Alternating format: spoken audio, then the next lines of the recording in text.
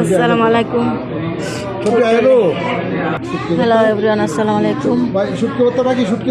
Medina Belal মসজিদের সাথে আমরা খাবার খাচ্ছি এশিয়া রেস্টুরেন্টে। এটা হলো মদিনার কাছে রেস্টুরেন্টে।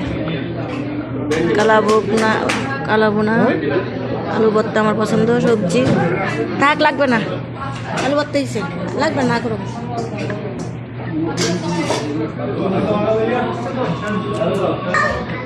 রোজার মধ্যে ভর্তা টর্তা খাওয়া হয়েছে না তো, ভর্তা খাইতে ইচ্ছে করছে। এশিয়া রেস্টুরেন্ট ভর্তাটা মজা হয়েছে।